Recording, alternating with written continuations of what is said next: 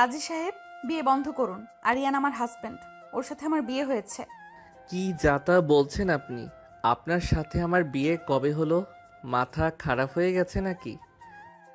মাথা কেন খারাপ হবে সোনা? তুমি আমাকে ঠকাতে পারো না। আমরা দুজন দুজনকে ভালোবেসে বিয়ে করেছি। তুমি কি করে আমার সাথে এমন করতে পারো?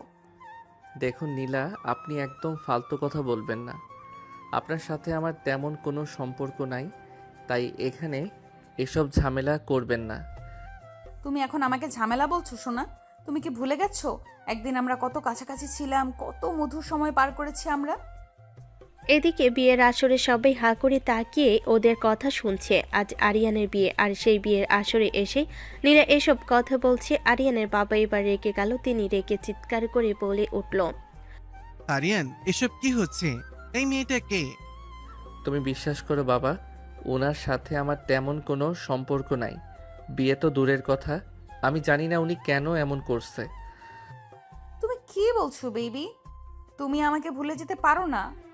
আমরা তো একে অপরকে ভালোবাসি। একটু রাগ অভিমান হতেই পারে, তার জন্য তুমি অন্য মেয়েকে বিয়ে করতে চলে আসবে?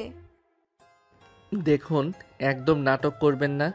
কি শত্রুতা আছে আপনার সাথে যে আপনি এভাবে আমাদের মান সম্মান নষ্ট করছেন? তোমার সাথে তো অনেক হিসাব বাকি সোনা। এই, কি বিড়বিড় করছেন? স্পষ্ট করে বলুন। আমি আর কি বলবো? তুমি তো সবার সামনে আমাকে অস্বীকার করছো। এখন আমার প্রমাণ দেখানো ছাড়া আর কোনো উপায় নেই। প্রমাণ? কিসের প্রমাণ? দেখুন, আপনার সাথে আমার কখনো কিছু হয়নি, তাহলে কিসের প্রমাণ দেখাবেন আপনি? সেটা সবাই দেখেই বলুক কিসের প্রমাণ। বিয়ের আসরে গানের শব্দ যেন হঠাৎ করেই থেমে গেল। চারপাশের আলো ঝলমলে সাজসজ্জা, হাসি, আনন্দ, আত্মীয় স্বজনের কোলাহল সব মুহূর্তেই স্তব্ধ হয়ে গেল। নীলার সেই দাবিতে সবার চোখ এখন শুধু আরিয়ান আর নীলার দিকে। কারোর মুখে কথা নেই, কিন্তু ফিসফাস শুরু হয়ে গেছে চারিদিকে। নীলা ঠোঁট বাঁকিয়ে একরকম রহস্যময়ী হাসি দিল। তার চোখে পানি, কিন্তু সেই পানির আড়ালে লুকানো এক অদ্ভুত দৃঢ়তা। সে ধীরে ধীরে তার ব্যাগের চেন খুলল।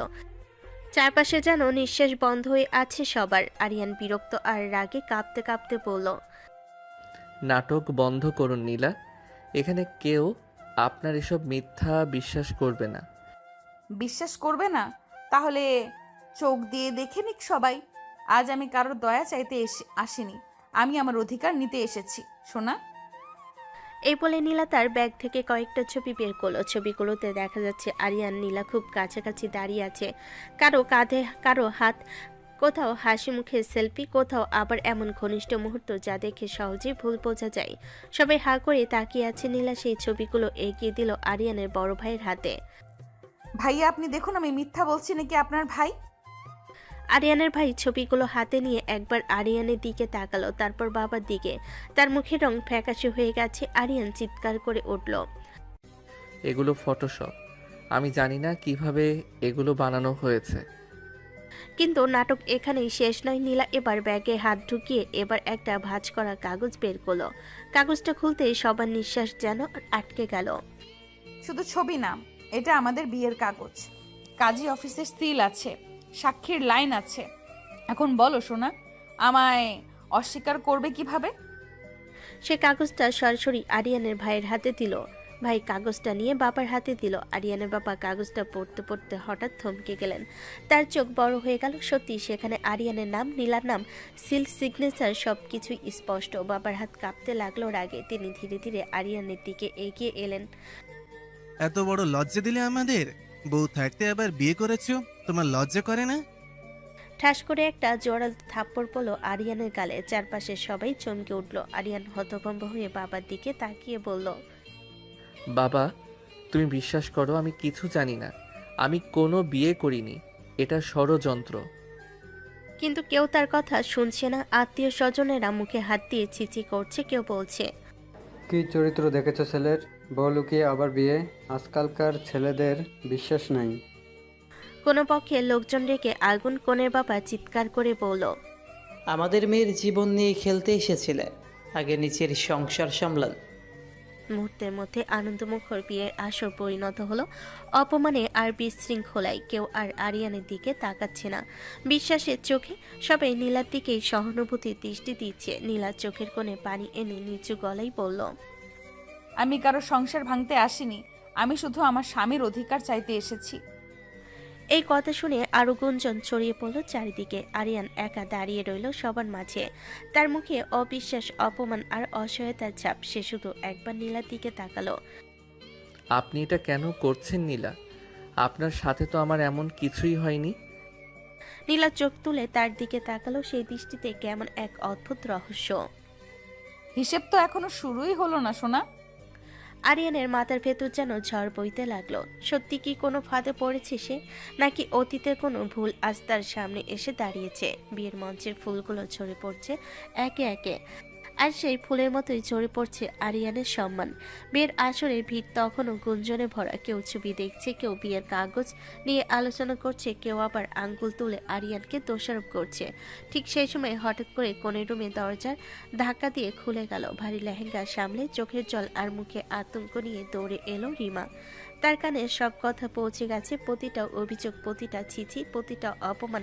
রিমা ভিড় ঠেলে সামনে এসে দাঁড়ালো, তার চোখ সরাসরি আরিয়ানের দিকে। এসব কি শুনছি আমি? এটা কি সত্যি? চারপাশ নিস্তব্ধ, যেন সবাই অপেক্ষা করছে এই মুহূর্তটার জন্য। আরিয়ান ছুটে এসে রিমার সামনে দাঁড়ালো, তার চোখ লাল, গালটা এখনো থাপ্পড়ের চিহ্নে চলছে। রিমা, তুমি এসব বিশ্বাস করো না প্লিজ। আমি সত্যিই জানি না উনি কেন এমন করছে। আমি কখনো কোনো বিয়ে করিনি। আমি শুধু তোমাকেই ভালোবাসি। 2 বছর ধরে তুমি আমার সব কিছু। রিমার চোখে পানি টলমল করছে, কিন্তু তার কণ্ঠ কাঁপলেও দৃঢ়। সে সাহস নিয়ে বলল, আমি বিশ্বাস করি না এসব। আমি আরিয়ানকে চিনি। সে এমন না, সে আমাকে ভালোবাসে। মেয়েটা ভালোবাসে অন্ধ হয়ে গেছে। প্রমাণ তো হাতে, আর কি লাগে? নীলা ঠোঁটে কোণে মুচকি হাসি নিয়ে দাঁড়িয়ে আছে, তার চোখে যেন চ্যালেঞ্জ।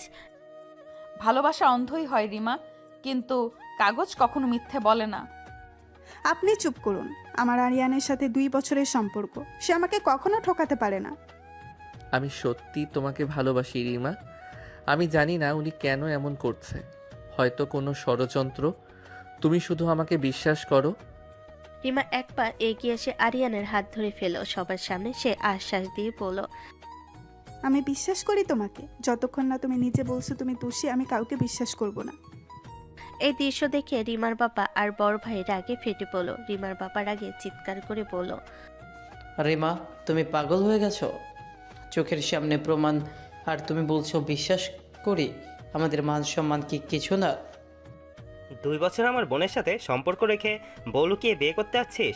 সাহস কত বড় তোর? ভাইয়া, বিশ্বাস করুন আমি কিছু জানি না। এটা ফাঁদ। চুপ, নাটক করিস না। বাবা প্লিজ, আরিয়ান এমন না। আমি তাকে চিনি। মানুষকে চেনা এত সহজ না রিমা। ভালোবাসা চোখ বন্ধ করে দেয়। আর যদি আমরা সময় মতো জানতে না পারতাম, কাল তোর জীবন শেষ হয়ে যেত। পরিস্থিতি আরো জটিল হয়ে উঠল। একদিকে নীলার হাতে বিয়ের কাগজ, অন্যদিকে রিমার অন্ধবিশ্বাস। আরিয়ান মাঝখানে দাঁড়িয়ে অসহায়ের মতো চারপাশে তাকাচ্ছে। তার প্রিয় মানুষটা তার হাত ধরে আছে, কিন্তু চারপাশের পৃথিবী তার বিরুদ্ধে। নীলা আবার ধীরে ধীরে বলল, আমি কাউকে কাঁদাতে আসিনি। আমি শুধু আমার স্বামীকে ফিরিয়ে নিতে এসেছি। এই কথাগুলো শুনে রিমার বুকের ভেতরটা কেঁপে উঠল। রিমা ফিসফিস করে বলল, তুমি আমাকে ঠকাওনি তো আরিয়ান? আমি কসম করে বলছি, আমি শুধু তোমাকেই ভালোবাসি। বিয়ের মঞ্চে এখন আর ফুলের গন্ধ নেই, আছে সন্ধ্যের ভারী বাতাস। একটা ভুল, একটা রহস্য, একটা কাগজ, সবকিছু মিলিয়ে আজকের এই বিয়ে কি ভেঙে যাবে? পরিস্থিতি এমন জায়গায় গিয়ে দাঁড়িয়েছে যেখানে কেউ আর ঠান্ডা মাথায় ভাবতে পারছে না। চারিদিকে ফিসফিস, অপমান, সন্দেহ আর কান্নার মিশ্র শব্দ। ঠিক তখনই নীলা হঠাৎ করে ভেঙে পড়ার মতো মাটিতে বসে পড়ল। তার চোখ থেকে টপ টপ করে পানি পড়ছে, গলার স্বর কাঁপছে। নীলা ধীরে ধীরে উঠে আরিয়ানের বাবার সামনে গিয়ে দাঁড়ালো। বাবা, আপনি বলেন এখন আমার কি হবে? আপনার ছেলের সাথে আমার বিয়ে হয়েছে, আজ সে সবার সামনে আমাকে অস্বীকার করছে। আমি সমাজের সামনে মুখ দেখাবো কিভাবে? মানুষ তো আমাকেই দোষ দেবে, বলবে মেয়েটাই চরিত্রহীন। এই কথা শুনে চারপাশে থাকা মহিলারা নিজেদের মধ্যে ফিসফিস শুরু করলো। কেউ বলছে মেয়েটার সর্বনাশ হয়ে গেল, কেউ বলছে ছেলেরা এমনই হয়। নীলা এবার আরো কান্না জুড়ে দিল। যদি কালকে আমি প্রেগনেন্ট হয়ে যাই, তখন তখন আমার সন্তানের দায় কে নেবে? তখন কি আরিয়ান এসে বলবে এই সন্তান তার, নাকি তখনও অস্বীকার করবে? এই কথা শুনে চারপাশে একসাথে হা হয়ে তাকালো সবাই। পরিবেশ যেন হঠাৎ আরো ভারী হয়ে গেল। রিমার মুখ সাদা হয়ে গেল, তার হাত কাঁপতে লাগলো। আরিয়ানের বাবা বিস্মিত আর রাগে কাঁপা গলায় বললেন, এসব কি বলছো তুমি? কি আজে বাজে কথা বলছেন আপনি? আমাদের মাঝে এমন কিছুই হয়নি। আপনি মিথ্যে অপবাদ দিচ্ছেন। মিথ্যে? তাহলে এই বিয়ের কাগজে ছবি এগুলো কি? ছবি দিয়ে সব প্রমাণ হয় না। আর আপনি যে ইমোশনাল কথা বলে সবাইকে হাত করার চেষ্টা করছেন সেটা বন্ধ করুন। আমাদের মাঝে কোনো শারীরিক সম্পর্ক হয়নি। আপনি সবার সামনে নাটক করছেন। এই স্পষ্ট কথা শুনে চারিদিকে আবারও গুঞ্জন ছড়িয়ে গেল। কেউ বলল ছেলেটা এখন ভয় পেয়ে অস্বীকার করছে, কেউ আবার বলল মেয়েটা হয়তো ব্ল্যাকমেল করছে। রিমা কাঁদতে কাঁদতে পিছিয়ে গেল এক পা, তার বুকের ভেতর যেন কিছু ভেঙে যাচ্ছে। আরিয়ান, সত্যি বলো, এমন কিছু হয়নি তো? আমি কসম করে বলছি হয়নি। আমি শুধু তোমাকেই ভালোবাসি। নীলা হঠাৎ করে কাঁদতে কাঁদতে মাটিতে বসে পড়ল। সে সবার সামনে তাকিয়ে বলল, দেখলেন বাবা, এখন সব দোষ আমার। আমি মেয়ে বলে সবাই আমাকে দোষ দেবে। আমার সম্মান, আমার ভবিষ্যৎ সব শেষ হয়ে গেল। আরিয়ানের বাবা এবার গভীর দৃষ্টিতে নিজের ছেলের দিকে তাকালেন। তার চোখে সন্দেহ, রাগ আর দ্বিধা। তিনি কঠিন গলায় বললেন, আরিয়ান, যদি এক ফোঁটাও সত্যি লুকায়ে থাকিস আজ বলে দে, পরে যেন আর কখনো শুনতে না হয়। বাতাস যেন ভারী হয়ে উঠেছে। রিমার চোখে অশ্রু, নীলার মুখে কান্নার আড়ালে অদ্ভুত এক দৃঢ়তা। আরিয়ান মাঝখানে দাঁড়িয়ে যেন শ্বাস নিতে পারছে না। আজকের এই বিয়ের মঞ্চে শুধু একটা সম্পর্কই না, 3টা জীবনের ভবিষ্যৎ ঝুলে আছে। বিয়ের মঞ্চের ফুলগুলো শুকিয়ে যাচ্ছে, কিন্তু উত্তাপ যেন আরো বেড়ে চলেছে। কেউ বসে নেই, কেউ শান্ত না, সবার চোখে প্রশ্ন, সন্দেহ আর রাগের আগুন। আরিয়ান হঠাৎ করে বাবার সামনে গিয়ে দাঁড়ালো, তার চোখে পানি কিন্তু কণ্ঠে দৃঢ়তা। বাবা, বিশ্বাস করো, সব মিথ্যা। উনাকে আমি চিনি মাত্র। এর বাইরে আমার সাথে উনার কোনো সম্পর্ক নেই। কোনো বিয়ে হয়নি, কোনো বাসর হয়নি, কিছুই হয়নি। কেউ আমাকে ফাঁসানোর চেষ্টা করছে। তার গলা স্বর কাঁপছে, কিন্তু কথাগুলো স্পষ্ট। সেজন্য মরিয়া হয়ে বাবার বিশ্বাসটা ফিরে পেতে চাইছে। নীলা হঠাৎ মাথা তুলে তাকালো, তার চোখে যেন আগুন আর জল একসাথে। শোনো, তুমি এত সহজে অস্বীকার করে দিচ্ছ?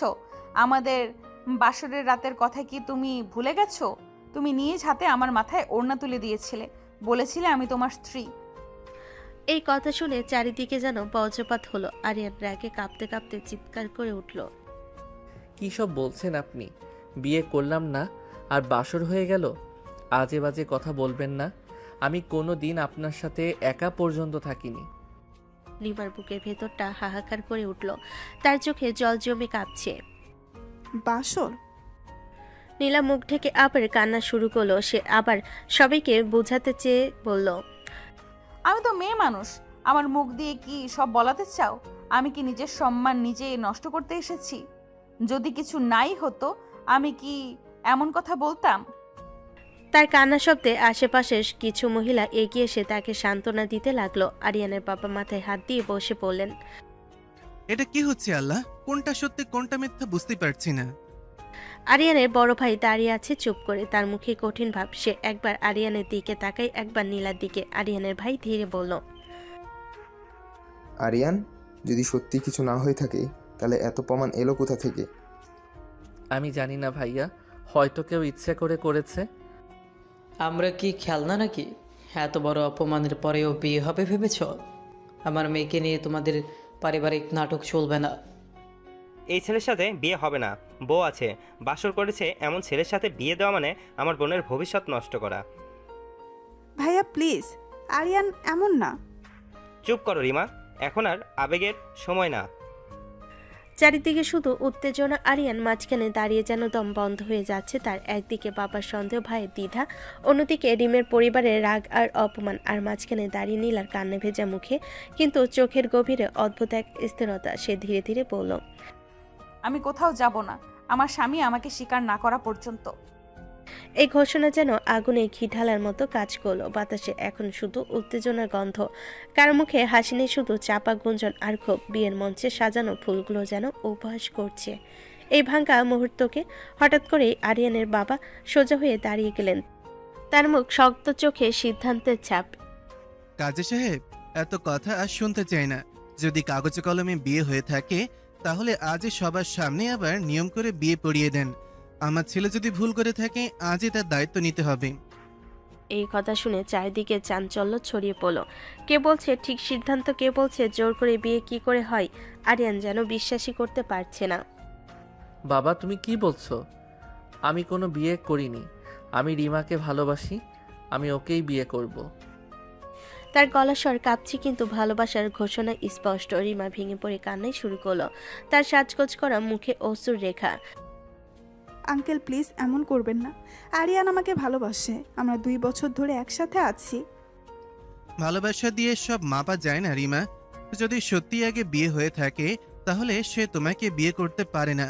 সমাজেরও একটা নিয়ম আছে। নীলা মাথা নিচু করে দাঁড়িয়ে আছে কিন্তু ঠোঁটে কোণে যেন অদৃশ্য এক তৃপ্তি। কাজী সাহেব দ্বিধায় পড়ে গেলেন। ব্যাপারটা খুব জটিল। যদি আগের বিয়ের কাগজ সত্যি হয় তাহলে নতুন করে কিছু করার আগে সেটা যাচাই করা দরকার। যাচাই পরে হবে, আগে আমার ছেলের দায়িত্ব তো ঠিক হোক। কখনো না, আমি জোর করে বিয়ে করব না। আমি কোনো অন্যায় করিনি। আমি শুধু রিমাকে ভালোবাসি। আমি তোমাকে ছাড়া কাউকে বিয়ে করব না। তুমি বিশ্বাস রাখো। আমি বিশ্বাস করি, কিন্তু যদি তোমার পরিবারই জোর করে? রিমার পাপা আর ভাই তখন রাগে লাল। রিমার পাপা রাগে চিৎকার করে বলল, আমাদের মেয়েকে অপমান করে আবার নাটক। এই বিয়ে এখানেই শেষ। আমরা 1 মিনিটও এখানে রিমাকে রাখবো না। কেউ কোথাও যাবে না, আজ এই মঞ্চেই সব সিদ্ধান্ত হবে। একদিকে বাবার কঠোর আদেশ, অন্যদিকে আরিয়ানের দৃঢ় স্বীকারোক্তি। আরিয়ান পিছিয়ে গিয়ে সোজা হয়ে দাঁড়িয়ে বলল, আমি মরতে পারি কিন্তু জোর করে বিয়ে করব না। তার চোখে অদ্ভুত এক জেদ। নীলা আবার কান্না জুড়ে দিল। সে ন্যাকা কান্না করে বলল, তাহলে আমার কি হবে? আমি কোথায় যাব? পরিস্থিতি এখন বিস্ফোরণের দ্বার প্রান্তে। একটা সিদ্ধান্ত হয় যা 3টা জীবন বদলে দিতে পারে। এই মুহূর্তে ঝুলে আছে বাতাসে। পরিস্থিতি এমন জায়গায় এসে দাঁড়িয়েছে যেখানে মুক্তি, ভালোবাসা, আবেগ সবকিছু হার মানছে এক অদৃশ্য চাপের কাছে। চারপাশে দাঁড়িয়ে থাকা মানুষগুলো নিঃশ্বাস আটকে দেখছে বাবা ছেলের এই ভয়ঙ্কর মুখোমুখি অবস্থান। আরিয়ানের বাবা হঠাৎ করে বুক চেপে ধরে ভারী গলায় বললেন, আরিয়ান, আজ যদি তুমি এই মেয়েকে বিয়ে না করো তাহলে আমার লাশ দেখবি। আমার সম্মান আমি নিজের হাতে মাটিতে মিশতে দেব না। এই কথা যেন বজ্রপাতের মতো নেমে এলো সবার উপর। আরিয়ান হতবাক হয়ে গেল। চোখ বড় বড় করে তাকিয়ে রইল বাবার দিকে। কি বলছো বাবা? এই সামান্য মেয়ের কথা বিশ্বাস করে তুমি এত বড় কথা বললে? আমার কথা একবারও বিশ্বাস করলে না? তার কণ্ঠে অভিমান, ক্ষোভ আর অসহায়তার মিশ্রণ। বাবা কঠিন স্বরে বললেন, সামান্য বলছো? একজন মেয়ের সম্মান সামান্য না। যদি সে তোমার স্ত্রী হয় তাহলে তাকে সম্মান করতে শেখো। স্ত্রী না ও, আমি ওকে বিয়ে করিনি। ও শুধু মিথ্যা বলছে। তাহলে এখন হবে, আজ এই মঞ্চেই হবে। সমাজের সামনে যা শুরু হয়েছে তা শেষও আজ হবে এইখানেই। কাজী সাহেব প্রস্তুত হন। এই ঘোষণা শুনে রিমার বুকের ভেতরটা ভেঙে চুরমার হয়ে গেল। সে দৌড়ে এসে আরিয়ানের হাত আঁকড়ে ধরল। না, এটা হতে পারে না। আরিয়ান, কিছু বলো। তুমি তো আমাকে কথা দিয়েছিলে। তার চোখে কাজল মিশে গড়িয়ে পড়ছে অশ্রুর সাথে। সাজানো কোণের মুখে এখন শুধু অসহায়তা। আরিয়ান বাবার দিকে তাকিয়ে রইল। তার সামনে 2টা পথ, একদিকে বাবার প্রাণের হুমকি, অন্যদিকে নিজের ভালোবাসা। সে ধীরে ধীরে চোখ বন্ধ করলো। মুহূর্তটা যেন থমকে গেল। আরিয়ান ভাঙ্গা গলায় বলল, ঠিক আছে, যদি আমার অস্বীকারে তোমার জীবন চলে যায় বাবা, তাহলে আমি রাজি। এই কথা শুনে চারপাশে চাপা গুঞ্জন উঠল। রিমা যেন মাটিতে বসে পড়ল। তুমি রাজি হয়ে গেলে? ক্ষমা করো রিমা। কাজী সাহেব সামনে এসে বসে পড়লেন। নীলা মাথা নিচু করে বসে আছে কিন্তু তার চোখের কোণে অদ্ভুত এক ঝিলিক। কাজী ধীরে ধীরে প্রশ্ন শুরু করলেন, কনে নীলা, আপনি কি আরিয়ানকে স্বামী হিসাবে কবুল করছেন? কবুল। 3বার কবুল উচ্চারণের পর চারপাশে নিস্তব্ধতা। কাজী এবার আরিয়ানের দিকে তাকালেন। বর আরিয়ান, আপনি কি নীলাকে স্ত্রী হিসাবে কবুল করছেন?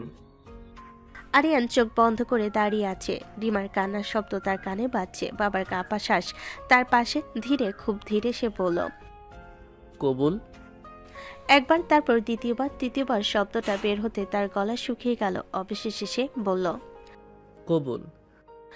এই দুটি শব্দের সাথে সাথে রিমা 2 বছরের ভালোবাসা যেন ভেঙে চুরমার হয়ে গেল। মঞ্চের আলো এখনো জ্বলছে, কিন্তু কারোর চোখে আর সেই আলো নেই। আজ একটি জোর করে নেওয়া সিদ্ধান্ত 3টি জীবনের ভাগ্য বদলে দিল। কাজী শেষ ঘোষণা শোনার পরও বিয়ের মঞ্চে কেউ তালি দেয়নি, বরং চারিদিকে এক ধরনের চাপা শোক নেমে এলো।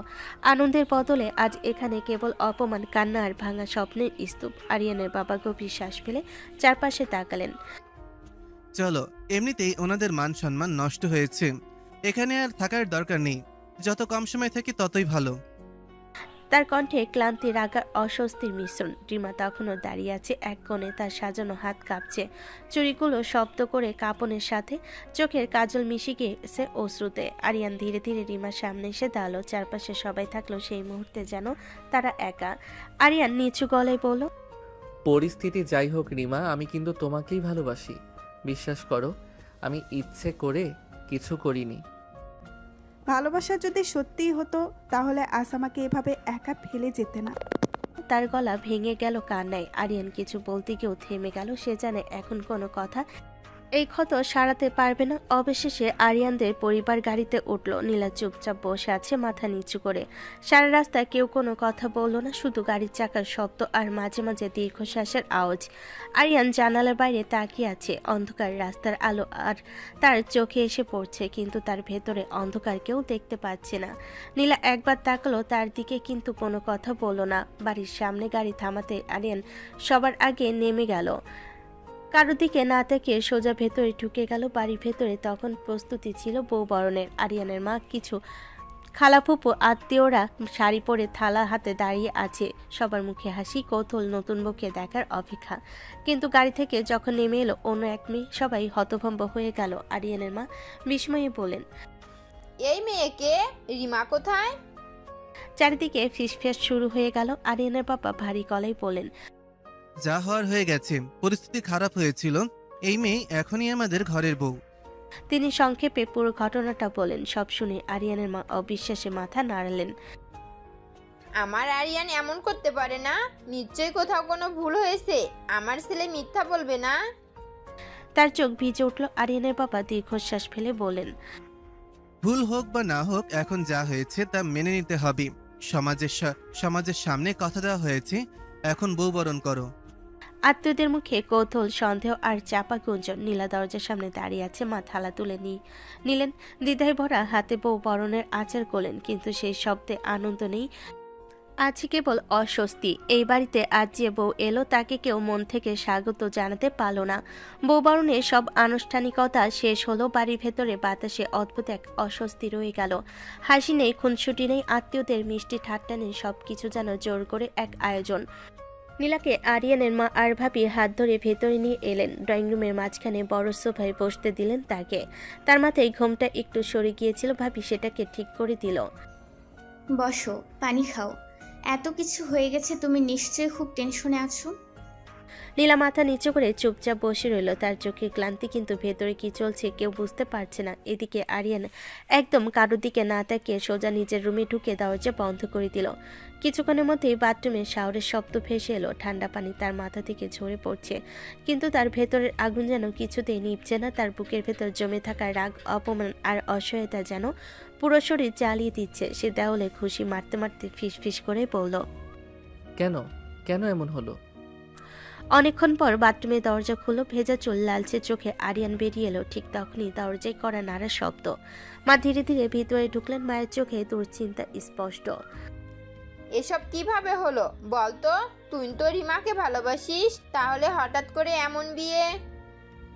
জানি না মা, আমি নিজেও বুঝতে পারছি না উনি এসব কেন বলল, কেন এমন প্রমাণ দেখালো। কিন্তু বিশ্বাস করো, ওনার সাথে আমার কোনো সম্পর্ক নেই। তার কণ্ঠে ক্লান্তি আর ভাঙা আত্মবিশ্বাস। মা ধীরে ধীরে ছেলের কাছে এসে তার কাঁধে হাত রাখলেন। যা হওয়ার হয়ে গেছে বাবা। কখনো কখনো মানুষ চাইলেই সবকিছু ঠিক করতে পারে না। এখন যেটা হয়েছে সেটা মেনে নেওয়াই ভালো। সংসার মানে দায়িত্ব। কখনো না মা, আমি কিছুতেই কোনো মিথ্যাবাদীকে মানব না। আমি যদি দোষী হতাম তাহলে চুপ থাকতাম, কিন্তু আমি জানি আমি নির্দোষ। সমাজের সামনে বিয়ে হয়ে গেছে বাবা, এখন সবকিছু অস্বীকার করলে আরো ঝামেলা হবে। ঝামেলা হলেও হোক, আমি মিথ্যার সাথে আপোষ করব না, সত্যিটা বের করেই ছাড়ব। মা ছেলের দিকে তাকিয়ে রইলেন। তিনি বুঝতে পারছেন এই ছেলের ভিতরে আগুন জ্বলছে। বাইরে বসে আছে নতুন বউ নীলা, তার ভেতরে নিজের রুমে দাঁড়িয়ে আছে এক ক্ষুব্ধ স্বামী যে মনে মনে এই বিয়েকে মেনে নিতে প্রস্তুত না। এই সংসার কি আদৌ শুরু হবে? ঘরের ভেতরে ভারী নীরবতা। বাইরে আত্মীয় স্বজনের চাপা গুঞ্জন ধীরে ধীরে মিলিয়ে গেছে। সবাই বুঝে গেছে আজকের রাতটা অন্যরকম। কিছুক্ষণ পর আরিয়ানের ভাবি ধীরে ধীরে দরজা খুলে ভেতরে ঢুকলো। তার পিছনে মাথা নিচু করে দাঁড়িয়ে নীলা, লাল শাড়ি কিন্তু মুখে কোনো উজ্জ্বলতা নেই। আরিয়ান, নীলাকে নিয়ে এলাম, এখন যা হয়েছে সেটা মেনে নিয়েই শুরু করো। আরিয়ান এক ঝলক তাকিয়ে চোখ ফিরিয়ে নিল। তার চল শক্ত হয়ে আছে। উনাকে নিয়ে যান, আমি ওনার সাথে এক রুমে থাকতে পারবো না। তার কণ্ঠে এমন এক ঘৃণা আর রাগ যা শুনে নীলার বুক কেঁপে উঠল। ভাবি অবাক হয়ে পড়ল। এসব কি কথা? বিয়ে হয়েছে, বউ মানবে না সেটা হয় নাকি? সংসার করতে হলে এক রুমেই থাকতে হয়। সংসার? এটা সংসার না ভাবি, এটা জোর করে চাপিয়ে দেওয়ার নাটক। উনি সব নাটক করেছে, মিথ্যাবাদী মহিলা। এই কথা শুনে নীলা মাথা তুলল। তার চোখে জল চিকচিক করছে, কিন্তু সে চুপ। ঠিক তখনই আরিয়ানের বাবা দরজায় এসে দাঁড়ালেন। আমি কোনো নাটক দেখতে চাই না, যা হয়েছে তা মেনে নিতে হবে। বড় বৌমা, নীলাকে রেখে চলো। তার গলায় এমন এক কঠোরতা যে কেউ তার প্রতিবাদ করতে সাহস পেল না। ভাবি একবার আরিয়ানের দিকে তাকালো, তারপর নীলার হাত ছেড়ে দিয়ে বেরিয়ে গেল। মা দরজার কাছে দাঁড়িয়ে কিছুক্ষণ ছেলের দিকে তাকিয়ে রইলেন। যা হয়েছে তা নিয়ে আর কথা বাড়াবি না, মেয়েটা এখন এই বাড়ির বউ। তারপরও তিনি ধীরে ধীরে দরজা ঠেলে দিলেন। ঘরে এখন শুধু দুজন মানুষ, একজন জোর করে আনা স্ত্রী, আরেকজন রাগে আগুন হয়ে থাকা স্বামী। আরিয়ান পেছন ফিরে দাঁড়িয়ে আছে। তার মুঠো এতটাই শক্ত করে বাঁধা যে হাতের শিরা ফুলে উঠেছে। সে হঠাৎ ঘুরে পড়ল। এই বিয়ে আমি মন থেকে মানি না। আপনি যা করেছেন তার জন্য একদিন জবাব দিতে হবে। আমি কিছু ভুল করিনি, আমি শুধু আমার অধিকার চেয়েছি। অধিকার? মিথ্যা দিয়ে অধিকার পাওয়া যায় না। ঘরে বাতাসে আগুনের মতো উত্তাপ। বাইরে রাত গভীর হচ্ছে, কিন্তু এই ঘরে শুরু হচ্ছে এক নতুন ঝড়। আজকের রাত তাদের বাসর রাত না, এটা সত্যি আর মিথ্যার যুদ্ধের প্রথম রাত। ঘরে দরজা বন্ধ, বাইরে রাত নেমে গেছে, কিন্তু ভেতরে যেন আগুন জ্বলছে। দুজন মানুষ মুখোমুখি দাঁড়িয়ে, একজন জেদে অটল, আরেকজন রাগে ফুঁসছে। নীলা ধীরে ধীরে মাথা তুলে তাকালো। তার চোখে আর কান্না নেই, আছে এক অদম্য জেদ। যাই বলো না কেন, আমার অধিকার আমি ছাড়বো না। এই বিয়ে হয়েছে সমাজের সামনে হয়েছে, তুমি চাইলেই আমাকে মুছে ফেলতে পারবে না। অধিকার? আপনি অধিকার কথাটা মুখে নিচ্ছেন কিভাবে? আপনি নির্লজ্জ মহিলা। আগে কখনো ভাবিনি আপনি এতটা খারাপ হতে পারেন। মুখ সামলে কথা বলো, আমি তোমার স্ত্রী। আপনার সাথে এর থেকে ভালো কথা বলতে পারবো না। খারাপ মহিলা কোথাকার। নাটক করে মিথ্যে প্রমাণ বানিয়ে একটা সংসার ভেঙে দিলেন। এই কথাগুলো যেন তীরের মতো গিয়ে বিঁধল নীলার বুকে। হঠাৎ করে নীলা এগিয়ে এলো। এক মুহূর্তের মধ্যে সে আরিয়ানের গলা চেপে ধরল। তার চোখে জেদ আর ক্ষোভের ঝড়। আমাকে খারাপ বলার আগে নিজের দিকে তাকাও। তুমি সবার সামনে আমাকে অস্বীকার করেছো। এখন আমি তোমাকে বুঝিয়ে দেব আমি কে। এ বলে সে আচমকা আরিয়ানের ঠোঁটে ঠোঁট ডুবিয়ে দিল। ঘর নিস্তব্ধ, মুহূর্তটা যেন জমে গেল। কিন্তু পরের সেকেন্ডে আরিয়ান ঝাঁকিয়ে তাকে দূরে সরিয়ে দিল। কি করছেন আপনি? সাহস কিভাবে হলো আপনার? জোর করে বিয়ে করে থামেননি, এখন আবার এসব? স্বামীর কাছে স্ত্রী এমন করলে দোষ কোথায়? আমি আপনাকে স্ত্রী হিসেবে মানি না, আর কখনো এভাবে ছোঁয়ার চেষ্টা করবেন না। ঘরের ভেতর উত্তাপ আরো বেড়ে গেল। আরিয়ান পেছন ফিরে দাঁড়িয়ে দেওয়ালে খুশি মারল। তার বুকের ভেতর জমে থাকা অপমান আর ক্রোধ যেন বিস্ফোরিত হতে চাইছে। নীলা চুপচাপ দাঁড়িয়ে আছে, কিন্তু তার চোখে এখনো সেই জেদ। ঘরের বাতাসে উত্তেজনা আর রাগের দহন। চারপাশে নীরবতা, কিন্তু দুজনের মধ্যে যেন আগুনের ঝড়। নীলা ধীরে ধীরে পেছন হাঁটে, চোখে জেদ আর ঠোঁটে তীক্ষ্ণতা নিয়ে আরিয়ানের দিকে তাকালো। যতই অস্বীকার করো, যতই পালাতে চাও, পারবে না। তোমাকে আমার সাথে থাকতে হবে। আরিয়ান চোখ বড় বড় করে তাকিয়ে রইল। গলার স্বর কাঁপ, কিন্তু রাগে তা আরো তীক্ষ্ণ। জোর করে কয়দিন রাখতে পারবেন?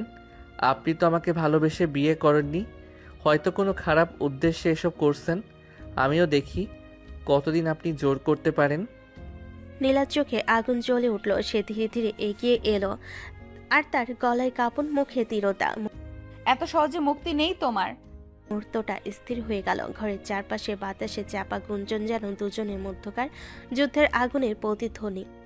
আরিয়ান পিছনে হটে দেওয়ালে আশ্রে পড়ল। তার চোখ লাল, গলা ফেটে আসছে রাগে। রুমের বাতাস এখনো উত্তাপ আর চাপা রাগে ভরা। বাইরের রাত গভীর, কিন্তু ভেতরে যেন ঝড়ের আগমন। নীলা ধীরে ধীরে খাটের দিকে এগোলো। তার পা থমকে গেল না। একটি শক্তি তার ভেতর থেকে বলছে সে থেমে থাকবে না। নীলা শুয়ে পড়ল খাটে, চোখ বন্ধ, কিন্তু মুখে এক অদম্য জেদ। আরিয়ান দেওয়ালের পাশে দাঁড়িয়ে হাত বেঁধে রাগে ফুঁসছে। তার কণ্ঠে বিরক্তি আর হতাশা একসাথে। আমার জীবনকে আপনি নরকে পরিণত করেছেন, এখন কি রুমও দখল করতে চান? আমার অধিকার সব কিছুরই, ঘরে বাইরে, এই বাড়ির প্রতিটা জায়গা, সব জায়গা। তুমি বুঝবে না, কিন্তু আমার জায়গা এখানে। কিন্তু মনে কখনো জায়গা পাবেন না। ঘরের মধ্যে দুই প্রান্তে দাঁড়িয়ে দুজন মানুষ। একদিকে রাগে ফুঁসছে আরিয়ান, অন্যদিকে অদম্য জেদে শুয়ে আছে নীলা। সকাল হালকা আলো নিয়ে আসে, কিন্তু ঘরে এখনো রাতের উত্তেজনা ছাপ আছে। ঘরের এক কোণে নীরবতা, আরেকদিকে সবকিছু যেন আগের রাতের উত্তেজনা ধরে রেখেছে। আরিয়ান ঘুম থেকে উঠে চুপচাপ, চোখে ক্লান্তি, মুখে রাগের ছাপ। সে হালকা ফ্রেশ হয়ে বাইরে চলে যায়। কোনো কথা বলেনি, শুধু দরজা ধীরে ধীরে বন্ধ করে নীলা কিছুক্ষণ পর চোখ খুলে ধীরে ধীরে ওঠে। তার পায়ে ধাপ, ঘরের মেঝেতে হালকা শব্দ ফেলে, কিন্তু ভেতরে জেদ কমেনি। নীলা নিচে নামলো। ভাবি তাকে দেখে হাসলো। আসো নীলা, রাতে তো কত ধকল গেল, নিশ্চয়ই ক্লান্ত, কিছু খাও। নীলার চোখে অল্প হাসি আঁকলো। সে ধীরে ধীরে টেবিলের দিকে এগোলো। টেবিলে গরম চা, ভাজি আর হালকা নাস্তা সাজানো। নীলা প্লেট হাতে নিয়ে বসতে চাইলে ভাবি হালকা কণ্ঠে বলল, আরিয়ান কই? ও সকালেই বাইরে চলে গেছে, তুমি খেয়ে নাও। সকাল যেন ধীরে ধীরে সবাইকে ত্রাণ দিতে এসেছে। ঘরে হালকা আলো, কিন্তু রাতের উত্তেজনা এখনো বাতাসে আছে। নীলা টেবিলে বসে খেতে থাকে চুপচাপ। মুখে কোনো হাসি নেই, শুধু চোখে অদম্য জেদ আর ঠোঁটে অম্লমধুর সংযম। এদিকে আরিয়ানের বাবা ও ভাই এসে টেবিলে বসলো। তাদের চোখে এখনো কালকের অস্বস্তি। আরিয়ানের বাবা ধীরে ধীরে চামচ হাতে নিলেন। খাও নীলা, সব ঠিক আছে না? ভাইও কিছু বলতে চাইল, কিন্তু চোখে ভাব প্রকাশ। খাওয়ার সময় নীরবতা, মাঝে মাঝে ফিস ফিস, কেউ বেশি কথা বলছে না। নীলা শেষ করে প্লেট রেখে দিয়ে ধীরে ধীরে ওঠে। আমি উপরে যাচ্ছি। ছেলেটা সকালেই কোথাও গেল? এই প্রশ্নের উত্তর নেই। সবাই চুপচাপ। ঘরে আজ শুধুই চাপা উত্তেজনা। আরিয়ান বন্ধুদের কাছে চলে গেল। বন্ধুদের চোখে কৌতূহল আর বিস্ময় একসাথে। বন্ধু বলল, ভাই কাল কি হলো? এসব কি করে হলো? নীলা আপু এমন করলো কেন? জানি না, আমি জানি না কেন এমন হলো। আমার জীবন শেষ করে দিল। বন্ধুরা শুধু তাকিয়ে রইল, কেউ কিছু বলতে পারছে না। আরিয়ান চোখ নামিয়ে ধীরে ধীরে বলল, রিমা কেমন আছে কে জানে, সে ঠিক আছে কিনা কেউ তো জানে না। দিনের আলো ধীরে ধীরে ঘরের ভেতর ঢুকছে, কিন্তু আরিয়ানের মন এখনো অন্ধকারে ঢেকে গেছে। বন্ধুদের ঘরে বসে থাকা, কফি খাওয়ার শব্দ, সবকিছু আজ তার কাছে ফাঁকা মনে হচ্ছে। জীবনের সবই এক মুহূর্তে ছিনিয়ে নেওয়া হলো। তন্ময় চুপচাপ কিছুক্ষণ তাকিয়ে রইল, তারপর ধীরে ধীরে বলল, ভাই রিমাকে ফোন করে দেখ, সে ঠিক আছে কিনা, কিছু খাচ্ছে কিনা, সবকিছু জানতে হবে। আরিয়ান চুপচাপ ছিল, তারপর হঠাৎ তার কণ্ঠে রাগ আর ব্যথা মিশে বের হলো। কোন মুখে কল দিব? আমি তোর বিশ্বাস ভেঙেছি। আমি নিজেই জানি আমি ওর জীবনে কত বড় ধ্বংস বয়ে এনেছি। তোর কোনো দোষ নেই ভাই, সব নীলা আপুর জন্য হয়েছে। ও সবকিছুর জন্যই এই পরিস্থিতি। আরিয়ান চুপ করে বসে রইল, চোখে লালচে ভাব, গলায় এক অদ্ভুত কণ্ঠস্বর যা কেবল তার নিজের সাথে লড়াই করছে। আরিয়ান ধীরে ধীরে চিৎকার করতে করতে বলল। বন্ধুরা শুধু তাকিয়ে রইল। আমি কখনো ক্ষমা করব না ওনাকে, কখনো না। আমি কোনো দিন এসব ভুলবো না। কারো মুখে কোনো কথা নেই। আরিয়ান আজ শুধুই ক্ষুব্ধ আর ক্ষোভের আগুনে ভাঙ্গা। আরিয়ান এখনো তার রাগ আর হতাশার আগুনে ঝলসে যাচ্ছে। বন্ধুদের পাশে বসেও মনে শান্তি নেই।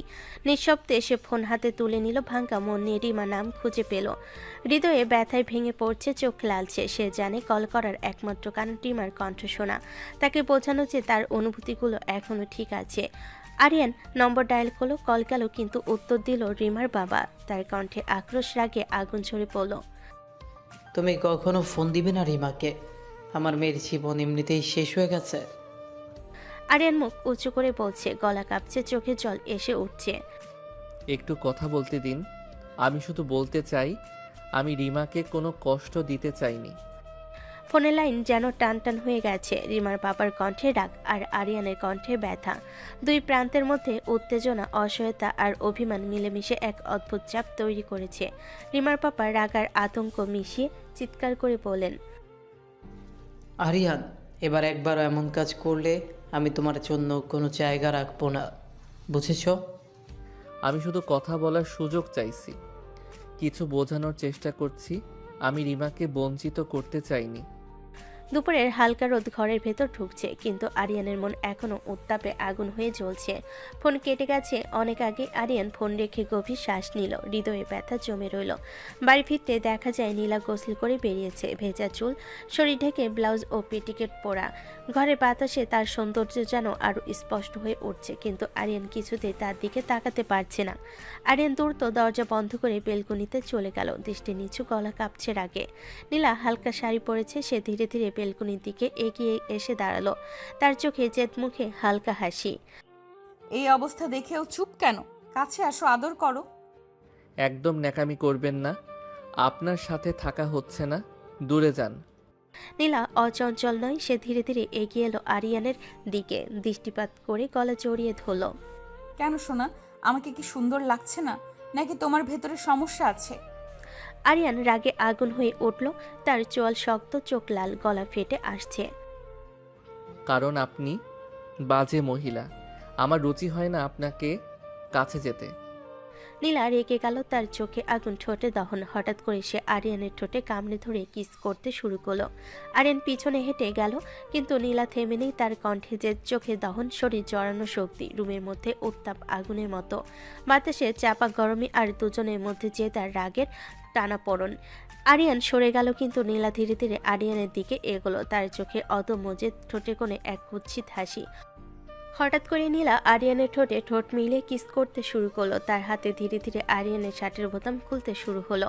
আরিয়ান চোখ বড় বড় করে রাগ আর বিস্ময়ে বলে উঠল, কি করছেন আপনি? কিন্তু নীলা থামে না। সে হঠাৎ আরিয়ানের ঠোঁট কামড়ে ধরলো। আরিয়ান দম বন্ধ হয়ে গেল, কিছু বলতে পারল না। এক মুহূর্তে নীলা আরিয়ানের শার্ট খুলে ফেল। তার ঠোঁটে রাগ আর জেদ সব মিলেমিশে হয়ে গেল এক অনিয়ন্ত্রিত উত্তাপ। নীলা বুকে কিস করতে শুরু করলো। আরিয়ান চোখ বড় করে তাকিয়ে রইল, কিন্তু সে আর থাকতে পারছে না।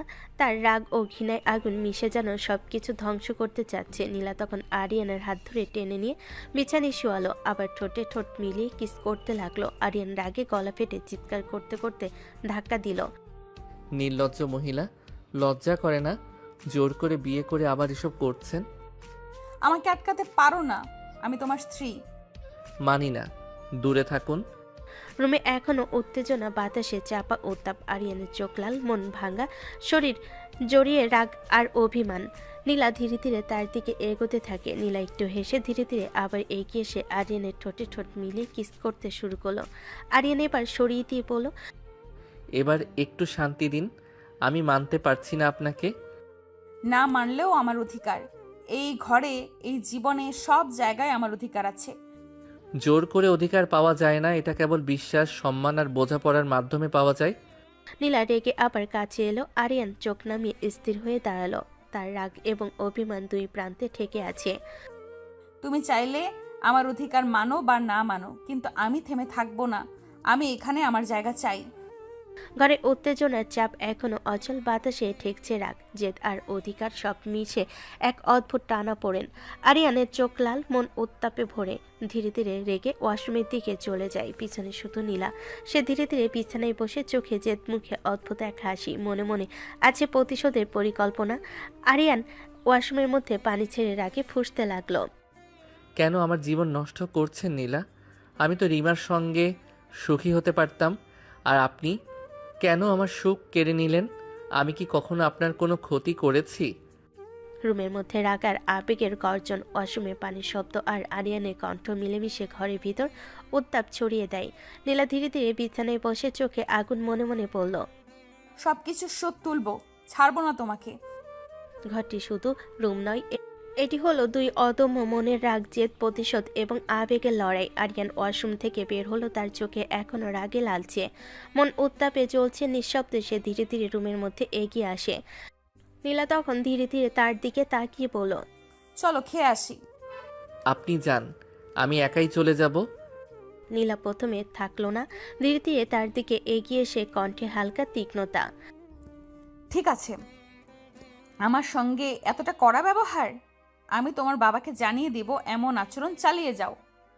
আরিয়ান চোখ একবার ঘুরিয়ে তাকালো, কণ্ঠে রাগ আর অভিমান মিশিয়ে পড়ল। ঠিক করছি, আপনি এসবেরই যোগ্য। মুহূর্তের মধ্যে আরিয়ান সিঁড়ি ধরে নিচে নামতে শুরু করলো। নীলা হেসে ধীরে ধীরে তার পেছনে নামলো।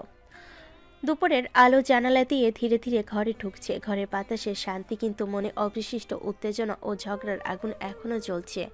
আরিয়ান টেবিলের পাশে বসে, চোখে রাগ আর মুখে হতাশা। নীলা ধীরে ধীরে তার পাশে আসলো, কিন্তু মুখে অদম্য জেদ। মুহূর্তের মধ্যে ঘরের সব দৃষ্টি তাদের দিকে। এই ঘর শুধু খাবারের ঘর নয়, এটি হলো আবেগ, রাগ, অধিকার আর ঘনিষ্ঠতার এক অদ্ভুত মেলবন্ধন। দুপুরে খাবারের সময় আরিয়ানের বাবা খাবারের চামচ থামিয়ে তাকিয়ে বললেন, নীলামা, কোনো সমস্যা হচ্ছে না তো? বাবা, আরিয়ান এখনো আমাকে মেনে নিচ্ছে না, রাগ করে বসে থাকে সব সময়। আরিয়ানের বাবা আরিয়ানের পাশে বসে কণ্ঠে রাগ আর হতাশা মিশিয়ে বলেন, আরিয়ান, এসব কি শুনছি? বাবা, যে আমার জীবন নষ্ট করছে তার সাথে আমি কত ভালো ব্যবহার করব? মা ধীরে ধীরে চুপচাপ বসে আছে, তার কণ্ঠে হালকা উদাসীনতা আর অভিভাবকী নির্দেশ মিশে বললেন, বাবা, নীলা তো তোর বউ, ঝামেলা না করাই ভালো। ঘরের সমস্ত নজর এখন তাদের দিকে। দুপুরে খাবার শুরু হলো। ঘরের সবাই টেবিলের চারপাশে বসে, কিন্তু ঘরের মধ্যে অদ্ভুত নীরবতা। চোখের কোণে রাগ, অভিমান আর অধিকার সব মিলেমিশে ঘরের বায়ুকে চাপা উত্তাপে ভরিয়ে রেখেছে। সবার চুপচাপ খাওয়ার মধ্যে মনটা ভরে আছে অদ্ভুত আবেগে। কেউ কোনো কথা বলছে না, সবাই শুধু নিজের ভিতরে উত্তাপ নিয়েই খাচ্ছে। আরিয়ান ভেতরে রাগ নিয়ে চুপচাপ রুমের দিকে চলে যায়। রুমে গিয়ে সে দরজা বন্ধ করে বসে, মাথা ঢেকে নেয়, চোখ বন্ধ করে নিজের রাগ আর হতাশার আগুন সামলাচ্ছে। এদিকে নীলা বসে আছে পাশে। ভাবির চোখে মমতা, মুখে হালকা হাসি। ভাবি ধীরে ধীরে বলল, আরে নীলা, স্বামীর মন পেতে সারাক্ষণ কাছে কাছে থাকবে, একটু আদর করবে, দেখবে সব রাগ শেষ হয়ে যাবে। নীলা থেমে নেই। ভাবির কথা মনে মনে ভেবে সে কিছুটা শান্তি পেল, কিন্তু চোখে এখনো জেদ, মনটা এখনো অটল। বিকেলের দিকে নীলা ছাদে বসে শান্তির খোঁজে। হালকা বাতাস ধীরে ধীরে দোলা দিচ্ছে। ঠিক সেই মুহূর্তে ভাবি ধীরে ধীরে উঠে আসে হাতে কফি নিয়ে। নীলা, বসে একটু কফি খাও, বাহিরে বাতাস ভালো লাগছে, মনটা হালকা করবে। বিকেলের রোদ হালকা হলেও ঘরের উত্তাপ কমেনি। ছাদের হালকা বাতাস বইছে। নীলা বসে আছে, চোখে সামান্য ক্লান্তি আর জেদ। ভাবি পাশে এসে কফি হাতে বসলো। নীলা, রেগে থেকো না, পরিবেশ উপভোগ করো, ভালো লাগবে। ঠিক আছে ভাবি, একটু শান্তি লাগছে। দুজন বসে আড্ডা দিতে লাগলো। হালকা হাসি, কথার মাঝে ধীরে ধীরে স্মৃতি, কলেজে দিনগুলো, যাত্রাপথের গল্প। নীলা, কিভাবে আরিয়ানের সঙ্গে পরিচয় হলো তোমার? ভার্সিটি থেকে ভাবি, সেখান থেকেই আমরা চেনা। আড্ডার মধ্যে হেসে খেলে তারা কিছুটা হালকা হলো, কিন্তু মনে আগুন এখনো জ্বলছে। সন্ধ্যা হতে নীলা রুমে চলে আসলো। চোখে পড়লো আরিয়ান ফোন হাতে বসে আছে, স্ক্রিনে রিমার ছবি। আরিয়ান, তুমি কি করছো? এখনো রিমার ছবি দেখছো? যা খুশি করব, আপনার কি? আরিয়ান, তোমার যত রাগী হোক, আমার অধিকার আমি ছাড়বো না। নীলা, জোর করে অধিকার পাওয়া যায় না, আমি মানতে পারছি না। আরিয়ান, তুমি সাহস কিভাবে পেলে বেডরুমে বসে প্রেমিকার ছবি দেখতে? আমার চোখের সামনে এমন কি করে করো? আরিয়ান চুপচাপ দাঁড়িয়ে, চোখে রাগ আর অভিমান, কণ্ঠে উত্তেজনা। নীলা, আপনি যদি জোর করে আমার লাইফে না আসতেন, রিমা আজ আমার বউ হতো। নীলার চোখে আরও রাগ, মুখে জেদ আর ঠোঁটের হালকা হাসি। আর থামলো না। নীলা ধীরে ধীরে এগিয়ে তার কণ্ঠে জেদ নিয়ে বলল, আরিয়ান, এখন আমি তোমার বউ। রিমাকে ভুলে যাও। এই ঘর, এই জীবন আমার অধিকার। কখনো না নীলা, আপনার মতো মিথ্যাবাদীর জন্য আমি ওকে ভুলবো না। আমি জানি রিমা আমার জন্য কত মূল্যবান। রুমে উত্তাপ তুঙ্গে, বাতাস ভারী। ঘরের চারপাশে চাপা রাগ আর অভিমান। আরিয়ান ফোন বন্ধ রেখে খাটের পাশে বসে, চোখে রাগ আর কণ্ঠে হতাশা। নীলা ধীরে ধীরে তার কাছে এসে বলল, রিমা তোমার প্রেমিকা ছিল, আমি তোমার স্ত্রী। আরিয়ান হঠাৎ চুপচাপ হয়ে গেল, কিন্তু রাগ আর হতাশা এবং অভিমান চোখে ঝলসাতে লাগলো। নীলা, জোর করে বিয়ে করলেই স্ত্রী হওয়া যায় না। নীলা থেমে থাকলো না, ধীরে ধীরে তার দিকে এগিয়ে আসে, চোখে জেদ, কণ্ঠে অদম্য আত্মবিশ্বাস। কিভাবে স্ত্রী হয়? কিভাবে স্ত্রী হয় বলো আমাকে? কি করলেই স্ত্রী বলা যায়? আরিয়ান পেছনে হেঁটে চোখ নামিয়ে কণ্ঠে রাগ মিশিয়ে বলল। দূরে যান। নীলা থেমে না থেকে কাছে এসে আরিয়ানের ঠোঁটের সঙ্গে ঠোঁট মিলিয়ে কিস করতে শুরু করলো। এইভাবেই তো স্ত্রী হয়? আদর করলে? তুমি আমাকে অনেক আদর করো আরিয়ান। আরিয়ান রাগে আগুন হয়ে গেল, চোখ বড় করে হাত পেছনে সরিয়ে বলল। সরুন, যাই করুন না, কিন্তু আমি কোনোভাবেই মানব না। রুমে উত্তাপ তুঙ্গে, বাতাস ভারী, ঘরের চারপাশে রাগ আর মান অভিমান চলছে। নীলার আরিয়ানের মুখোমুখি দুই অদম্য মন একে অপরকে চ্যালেঞ্জ করছে। কেন মানবেন না আরিয়ান? কি কম আছে তোমার প্রেমিকার থেকে? কি আমি কম সুন্দর? আরিয়ান চোখ ভেজা রাগ আর হতাশা মিশিয়ে চিৎকার না করেও শান্ত কণ্ঠে বলল। সুন্দর বা অসুন্দর কিছু না নীলা, আপনি মিথ্যাবাদী। আমার জীবন নষ্ট করেছেন, সবার সামনে আমাকে অপমান করেছেন।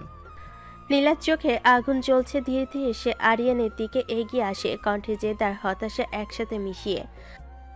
আমি কি কম অপমানিত হয়েছে তোমার জন্য? সেটা কি তোমার মনে পড়ে না? সামান্য কারণে আমার জীবন নষ্ট করতে পারেন না নীলা। আপনি এতটা শক্তিশালী হয়ে ওঠেন কেন? অবশ্যই পারি। তুমি আমাকে অপমান করতে পারো, আমি কেন পারবো না? আরিয়ান এক মুহূর্তে থমকে গেল, চোখে আগুন শুকিয়ে ভিজে গেছে। সেই প্রতিশোধ নিতেই তো এমন করলেন আমার সঙ্গে। ঘরে বাতাস যেন হঠাৎ করে ভারী হয়ে উঠল। জানালা পর্দা হালকা দুলছে, কিন্তু রুমের ভেতরে আগুন জ্বলছে। দুজন মানুষ, দুই রকম জেদ, দুই রকম ক্ষত, কেউ কাউকে ছাড়তে রাজি নয়। নীলা চোখে তীব্রতা, ঠোঁট শক্ত করে চেপে সে সামনে দাঁড়িয়ে রইল। যা করেছি বেশ করেছি, একদম ঠিক করেছি। আরিয়ানের বুকটা যেন ধপ করে উঠল, চোখের আগ জমে বরফের মতো শক্ত হয়ে গেল। আমার চোখের সামনে থেকে যান, এখন সামনে থাকলে খারাপ কিছু হয়ে যাবে। নীলা এক চুলো সরল না, বরং আরো এক পা সামনে এগিয়ে এলো। যা খুশি করো, আমার কিছু যায় আসে না। এই কথাটা যেন আগুনে ঘি ঢেলে দিল। আরিয়ান আচমকা পাশের টেবিলটা ধাক্কা মেরে সরিয়ে দিল। টেবিলের উপর রাখা গ্লাস মাটিতে পড়ে চুরমার হয়ে গেল। কেন করলেন আমার সাথে এমন? আমি কি করেছিলাম আপনার? সে আলমারির দরজা জোরে বন্ধ করলো, বিছানার পাশে ল্যাম্প ছুঁড়ে ফেলে দিল।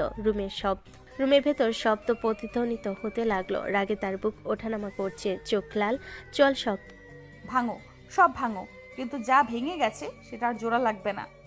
তো নীলা দাঁড়িয়ে দেখছে, তার চোখেও আগুন, কিন্তু সে কাঁদছে না, বরং যেন ভেতরে কোথাও শক্ত হয়ে গেছে। রুমের ভেতর ভাঙ্গা কাচের শব্দ, দম বন্ধ করা নীরবতা আর দুইটা আহত অহংকার। এটা আর শুধু একটা বিয়ে নয়, এটা দুইটা ভাঙ্গা আত্মসম্মানের যুদ্ধ। একজন হারিয়েছে ভালোবাসা, আরেকজন হারিয়েছে সম্মান। রুমের ভেতর তাণ্ডব চালানোর পর আরিয়ান আর দাঁড়িয়ে থাকতে পারল না, বুকটা যেন দম বন্ধ হয়ে আসছে। রাগ, অপমান, হতাশা সব মিলিয়ে ভেতরটা ছিঁড়ে যাচ্ছে। সে দ্রুত পা ফেলে বেলকনিতে চলে গেল। রাতের হাওয়া মুখে লাগতে চোখ দুটো বন্ধ করে ফেল। আর হঠাৎ করে মনে পড়ে গেল 4 বছর আগের কথা। 4 বছর আগে যখন সবকিছু এত জটিল ছিল না, যখন জীবনটা ছিল সহজ, তখন নীলা ছিল একজন সিনিয়র, এর বেশি কিছু না। বিশ্ববিদ্যালয়ের সবুজ মাঠ, দুপুরে রোদ নরম হয়ে এসেছে, ক্যাম্পাসে ছেলে মেয়েদের ভিড়, হাসাহাসি, গল্প, আড্ডা। আরিয়ান তখন অনার্স 2য় বর্ষের ছাত্র। হাসি খুশি বন্ধুদের সাথে সারাক্ষণ আড্ডা দাও, ভবিষ্যৎ নিয়ে বড় বড় স্বপ্ন দেখা একটা সাধারণ ছেলে।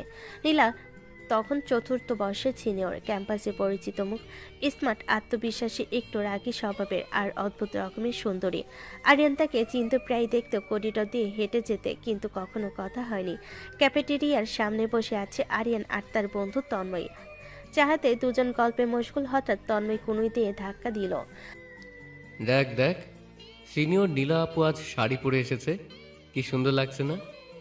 আরিয়ান মাথা ঘুরিয়ে তাকালো। দূরে নীলা করিডোর দিয়ে হেঁটে আসছে, সাদা নীল শাড়ি, খোলা চুল, চোখে গম্ভীর ভাব, হাঁটার ভঙ্গিতেই যেন আত্মবিশ্বাস ঝরে পড়ছে। আরিয়ান কিছুক্ষণ তাকিয়ে থেকে স্বাভাবিক গলায় বলল, খারাপ না, তবে একটু রাগী টাইপ মনে হয়। আরে রাগী হলে কি হয়েছে? রাগী মেয়েরাই তো প্রেমে পড়ার মতো সুন্দরী হয়। ধুর, আমি কিন্তু রাগী মেয়ের ধারে কাছেও যাই না, পরে না জানি কি ঝামেলা হয়। তাই নাকি? দেখিস একদিন এই রাগী মেয়েকেই নিয়ে তুই পাগল হবি।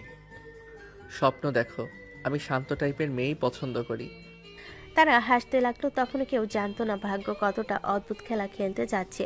যে মেয়েকে দেখে মজা করে বলেছিল রাগী, সে মেয়ে একদিন তার জীবনের সবচেয়ে বড় ঝড় হয়ে উঠবে। বেলকনিতে দাঁড়িয়ে আরিয়ান চোখ খুলল, ঠোঁটে তিক্ত হাসি ফুটল। তখন যদি জানতাম এই রাগী সিনিয়র একদিন আমার জীবনের সব কিছু উল্টে দেবে। রাতের বাতাস আরো জোরে বইতে লাগলো। অতীত ধীরে ধীরে দরজা খুলছে, বেলকনির ঠান্ডা হাওয়া ধীরে ধীরে মিলিয়ে গেল। বর্তমানটা ঝাপসা হয়ে গেল চোখের সামনে। আরিয়ান আবার ডুবে গেল 4 বছর আগে সেই দিনগুলোতে, যখন জীবনটা এত জটিল ছিল না, যখন ভালোবাসার মানে ছিল কল্পনা আর সিনিয়র মানে ছিল দূর থেকে সম্মান।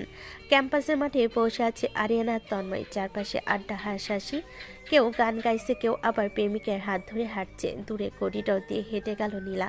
আজও সবার নজর তার দিকেই। তন্ময় হঠাৎ গম্ভীর গলায় বলল, ভাই শুনেছি নীলা আপুকে কেউ পটাতে পারে না। অনেকেই ট্রাই করেছে কিন্তু কেউ পাত্তাই পায়নি।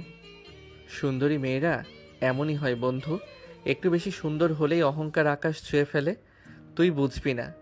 আরে না রে, আমার মনে হয় আপু তেমন না। বাইরে থেকে একটু রাগী মনে হয় ঠিকই, কিন্তু ভেতরে হয়তো মনটা ভালো। থাক, সিনিয়র নিয়ে রিচার্জ না করে পড়াশোনায় মন দে। আমাদের রেজাল্ট ঠিক রাখা জরুরি। তুই তো দেখি একদম সেফ প্লেয়ার, ভয় পাচ্ছিস নাকি? ভয় কেন পাবো, শুধু সময় নষ্ট করতে চাইছি না। সিনিয়রদের সাথে দূরত্ব থাকলেই ভালো, ঝামেলা কম। কিন্তু ভাই একটা কথা বলি, যদি কখনো আপু নিজে থেকে কথা বলে, তাহলে ভাববো পৃথিবী উল্টো দিকে ঘুরতে শুরু করেছে। দুজনেই হেসে উঠল। তাদের হাসি শব্দ মিশে গেল ক্যাম্পাসের কোলাহলে। তখনও কেউ জানতো না যে মেয়েকে নিয়ে এত আলোচনা করছে সেই মেয়ে খুব শীঘ্রই তাদের জীবনের আলোচনায় কেন্দ্রবিন্দু হয়ে উঠবে। নীলা শুধু সুন্দরী না, সে ছিল আত্মসম্মানে ভরা নিজের মতো চলা এক মেয়ে, যে কাউকে পাত্তা দেয় না বলে সবাই তাকে নিয়ে গল্প বানাতো। আরিয়ান তখনও ভাবতো, আমার সাথে এসবের কোনো সম্পর্ক হবে না। কিন্তু ভাগ্য চুপচাপ বসেছিল না। তন্ময় আবার বলল, ভাই একদিন কিন্তু আপু তোর সাথে কথা বলবি, তখন কিন্তু আমাকেই আগে জানাস। দিবা স্বপ্ন দেখা বন্ধ করো, আমার লাইফে শান্ত মেয়েই আসবে। সে জানতো না ঝড় কখনো অনুমতি নিয়ে আসে না, আর রাগী মেয়েরা কখনো কখনো সবচেয়ে গভীর ছাপ ফেলে যায়। অতীত তখনও সুন্দর ছিল, কোনো অপমান নেই, কোনো প্রতিশোধ নেই, শুধু দূর থেকে দেখা আর বন্ধুদের সাথে নির্দোষ আড্ডা। বিকেলের রোদটা তখন নরম হয়ে এসেছে। ক্যাম্পাসের রাস্তার দুই পাশে ছায়া পড়ে আছে, হালকা বাতাসে নীলা শাড়ির আঁচল ধীরে ধীরে নীলা হাঁটছে তার বান্ধবী মেহেরিনের সাথে। চোখ সোজা সামনে, মুখে গাম্ভীর চোখ, কিন্তু তার ভেতরে সবসময় একটা সচেতনতা কাজ করে। কে তাকাচ্ছে, কে ফিসফিস করছে, সবই সে বুঝতে পারে। মেহরিন হঠাৎ কাঁধে হাত দিয়ে মুচকি হেসে বলল, নীলা, আমি কিন্তু প্রতিদিন লক্ষ্য করি ওই যে দুজন জুনিয়র ছেলেটা মাঠের পাশে বসে থাকে, ওরা তোর দিকেই তাকিয়ে থাকে, মনে হয় তোকে পছন্দ করে। নীলা থামলো না, হাঁটতে হাঁটতে ঠোঁটের কোণে হালকা হাসি ফুটল। করতেই পারে, তাতে সমস্যা কোথায়? কেউ থাকলে আমি কি চোখ নামিয়ে ফেলবো? সমস্যা তো একটাই, তারা জুনিয়র, তুই কিন্তু 4th ইয়ার। নীলা একটু থামলো, আকাশের দিকে তাকালো একবার, তারপর শান্ত গলায় বলল, ভালোবাসা কি সিনিয়র জুনিয়র দেখে হয় নাকি? অনুভূতি তো ক্লাস দেখে আসে না। ওমা, তুই তাহলে ওদের মধ্যে কাউকে পছন্দ করিস নাকি? নীলার চোখে এক মুহূর্তের জন্য অন্যরকম ঝিলিক দেখা দিল। সে সেটা লুকাতে চাইল, পুরোপুরি পারল না। তেমন কিছু না, তবে হ্যাঁ, আমাকে যে কেউ লক্ষ্য করছে সেটা আমি বুঝি। বুঝিস মানে? ওই লম্বা ছেলেটা সবসময় বন্ধুদের সাথে হাসাহাসি করে, কিন্তু আমি পাশ দিয়ে গেলে একদম চুপ হয়ে যায়, ভান করে যেন কিছুই জানে না, কিছুই দেখছে না, অথচ চোখের কোণে তাকানোটা লুকাতে পারে না। তাই নাকি? তাহলে তো ব্যাপার সিরিয়াস। সিরিয়াস কিছু না, শুধু লক্ষ্য করেছি। কেউ যদি দূর থেকে দেখে তাতে ক্ষতি কি? আমি তো কাউকে ডাকিনি। কিন্তু তোর চোখেও তো একটু একটু কৌতূহল দেখি আমি। কৌতূহল থাকতেই পারে, যে ছেলেটা সাহস করে সামনে আসে না, দূর থেকে শুধু তাকিয়ে থাকে, তার মধ্যে একটা সরলতা থাকে। দূরের মাঠের পাশে বসে আছে আরিয়ান আর তন্ময়। তারা এখনো জানে না যে যে মেয়েকে তারা দূর থেকে দেখে সেই মেয়ের মাঝে তাদের খেয়াল করে। নীলা সেই মেয়েও মাঝে মাঝে তাদের খেয়াল করে। নীলা হাঁটতে হাঁটতে একবার তাকালো মাঠের দিকে, চোখে পড়লো আরিয়ানের হাসি। এক মুহূর্তের জন্য তাদের চোখে চোখ পড়লো। আরিয়ান তড়িঘড়ি করে অন্যদিকে তাকালো। নীলার ঠোঁটে অদৃশ্য হাসি ফুটে উঠল। নীলা মনে মনে বলল, ছেলেটা লাজুক, কিন্তু চোখে অন্যরকম কিছু আছে। সাবধান কিন্তু, জুনিয়ররা খুব তাড়াতাড়ি সিরিয়াস হয়ে যায়। আমি কাউকে স্বপ্ন দেখাই না, কিন্তু যদি কেউ নিজের ইচ্ছায় স্বপ্ন দেখে তার দায় তো আমার না। হাওয়া আবার বইল, শাড়ির আঁচল উড়ল অতীতে সেই নির্দোষ মুহূর্তগুলো যেখানে ভালোবাসা ছিল কেবল চোখে চোখ রাখা আর কথা না বলেও অনেক কিছু বোঝা। পরের দিন ক্যাম্পাসে অদ্ভুত এক খেলা শুরু হলো। চোখের খেলা, খেলা নীরবতা, খেলা অপ্রস্তুত করে দেওয়ার। নীলা আজ ইচ্ছে করে অন্যরকম, চোখে হালকা কাজল, ঠোঁটে আত্মবিশ্বাসী হাসি। সে জানে কেউ একজন তাকে লক্ষ্য করে, আর আজ সে ঠিক করেছে দূর থেকে না, সামনে দাঁড়িয়ে দেখবে ছেলেটার প্রতিক্রিয়া। মাঠের পাশে বসে আছে আরিয়ান আর তন্ময়, হাসাহাসি চলছে, গল্প চলছে। হঠাৎ ছায়া পড়ল তাদের সামনে। আরিয়ান মুখ তুলে তাকাতে বুক ধক করে উঠল। নীলা দাঁড়িয়ে একদম সামনে। এই যে তোমরা সেকেন্ড ইয়ার না? আরিয়ানের গলা শুকিয়ে গেল। সে কখনো কল্পনা করেনি নীলা এভাবে সামনে এসে কথা বলবে। জি মানে হ্যাঁ আপু। আপু, আমি কি এত বুড়ো নাকি? তন্ময় হাসি চেপে রাখছে কষ্ট করে। আরিয়ান একেবারে লাল হয়ে গেছে। না না মানে সিনিয়র তো, তাই বললাম। সিনিয়র হলেই আপু বলতে হবে এমন কোনো নিয়ম আছে? নাম ধরে ডাকতে পারো। এই কথাটা শুনে আরিয়ানের মাথা পুরোপুরি ঝিমঝিম করে উঠল। সে চোখ নামিয়ে ফেলল। নীলার ভীষণ ভালো লাগলো দৃশ্যটা। এই লাজুক অপ্রস্তুত হয়ে যাওয়া ছেলেটাকে দেখে তার ভেতরে অদ্ভুত আনন্দ কাজ করলো। এত চুপ কেন? আমাকে দেখলে কি কথা ভুলে যাও? না না আপু, মানে নাম ধরে ডাকতে বললেন তো, আমরা আসলে একটু শকড। শক্ত হওয়ার কিছু নেই, ক্যাম্পাসের সবাই সমান। কিছুক্ষণ দাঁড়িয়ে থেকে সে চলে গেল, কিন্তু যাওয়ার আগে একবার ফিরে তাকালো। আরিয়ান তখনও স্থির হয়ে বসে। তন্ময় কনুই দিয়ে ধাক্কা দিল। কি রে ভাই, কি চলে? তেমন কিছু না, খালি অন্যরকম ভাবিস। অন্যরকম না হলে তোর মুখ এমন লাল হলো কেন? গরম পড়ছে তাই। ভাই সাবধান, রাগী সিনিয়র কিন্তু তোকে খেলায় নামিয়ে দিয়েছে। আরিয়ান চুপ করে গেল। তার ভেতরে কেমন যেন অচেনা অনুভূতি, অপ্রস্তুত হওয়া, লজ্জা পাওয়া, আর সেই লজ্জা দেখে কারোর আনন্দ পাওয়া, এ যেন এক নীরব শুরু। দূরে করিডোরে দাঁড়িয়ে নীলা আবার একবার তাকালো। তার ঠোঁটে হাসি। সে মনে মনে বলল, ছেলেটা লাজুক কিন্তু চোখে আগুন আছে, দেখি কত দূর যায়। ক্যাম্পাসের বাতাসে তখন বসন্তের গন্ধ, কিন্তু কারোর জীবনে সেই বসন্ত শুরু হচ্ছিল অদ্ভুত এক খেলায়, চোখের পাশে হাসির আড়ালে, আর ইচ্ছে করে অপ্রস্তুত করে দেওয়ার মধ্য দিয়ে। নীলা এখন আর লুকিয়ে তাকায় না। সে ইচ্ছে করে সামনে এসে দাঁড়ায়, ইচ্ছে করে কাছাকাছি বসে, ইচ্ছে করে এমন কথা বলে যাতে ছেলেটার গাল লাল হয়ে যায়। সেদিন লাইব্রেরির সামনে আরিয়ান দাঁড়িয়ে নোট দেখছিল, তন্ময় পাশে দাঁড়িয়ে গল্প করছে। হঠাৎ খুব চেনা একটা গন্ধ ভেসে এলো। আরিয়ান বুঝে গেল সে এসেছে। নীলা এসে একদম তার পাশে দাঁড়ালো, এতটাই কাছে যে আরিয়ানের কাঁধে কাঁধ লেগে গেল। কি পড়ছো এত মনোযোগ দিয়ে? কিছু না, মানে ক্লাস টেস্ট আছে। নীল একটু ঝুঁকে বইয়ের দিকে তাকালো। তার চুল গাল ছুঁয়ে গেল আরিয়ানের। আরিয়ান যেন নিঃশ্বাস নিতেই ভুলে গেল, চোখ নামিয়ে রাখলো, যেন তাকালে ধরা পড়ে যাবে তার ভেতরের অস্থিরতা। নীলা ইচ্ছে করে আরো কাছে এলো। ভয় পাও নাকি আমাকে? না, ভয় কেন পাবো? তাহলে এত লজ্জা পাও কেন? তন্ময় পাশে দাঁড়িয়ে সব দেখছে। সে কনুইতে ধাক্কা দিয়ে ফিসফিস করে বলল, ভাই সাহস রাখ, সিনিয়র নিজে এসে কথা বলছে, তুই এমন আচরণ করছিস কেন? চুপ কর, বাড়াবাড়ি করিস না। কি আমি কি এতই খারাপ যে কথা বললে সমস্যা? না আপনি খারাপ না, আপনি মানে ভালো। ভালো? শুধু ভালো? ভাই স্পষ্ট করে বল, সুন্দরী। তুই চুপ থাকবি? নীলা হালকা হাসলো। তার চোখে তখন এক ধরনের খেলা। সেদিন ক্যান্টিনে গিয়ে একই ঘটনা, খালি চেয়ার ফাঁকা থাকলো। নীলা গিয়ে বসলো আরিয়ানের পাশে, কাঁধে কাঁধ ছুঁয়ে। জুনিয়র আমাকে এড়িয়ে চলার চেষ্টা করছো নাকি? আমি কেন এড়িয়ে চলবো?